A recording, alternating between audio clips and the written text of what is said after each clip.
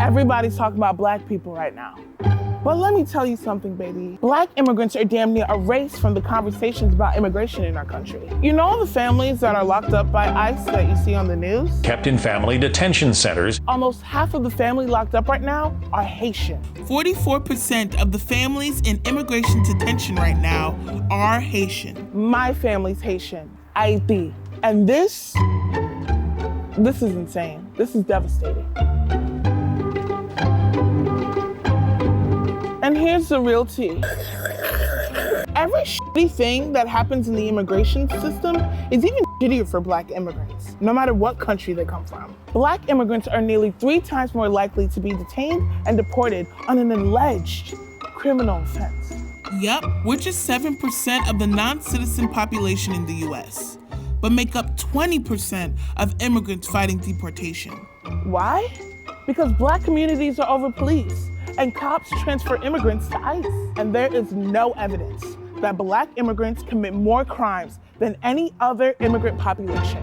Just so we're clear, no one should ever be locked up in a detention center. But until COVID hit, ICE was busy detaining more people than ever, and for longer.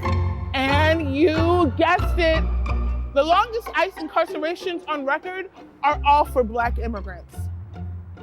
It's insane. Like the US automatically assumes that birth certificates and passports from African countries aren't legit.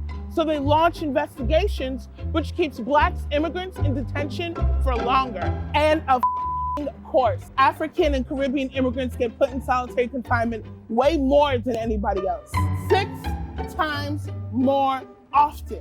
And if you're lucky enough to make bail, even our bonds are higher. Bonds paid by Raíces for Haitian immigrants were 54% higher than the average bond amount. And when it comes to Black immigrants seeking refuge, yep. Haitians are second on the asylum denials list with an 86% rejection rate. And not so long ago, asylum requests from Jamaicans were the most likely to be rejected. ICE can even make something so horrible, like deportation, even worse for Black immigrants. So let me tell you a story. There was this one flight that was deporting 92 men and women back to Somalia, and the flight usually takes about 17 hours. This one took 40 hours, and that whole time they were forced to stay seated, chained at their wrists, their ankles, and their waists. And the plane sat on the tarmac for 23 hours. And after all that, the plane went back to Florida, and ICE locked those people back up in a detention center. From beginning to end, every single aspect in the immigration system is nasty, but it's especially nasty if you're Black. Just like the police is so rooted in systemic racism that it can't be saved, the same goes for ICE.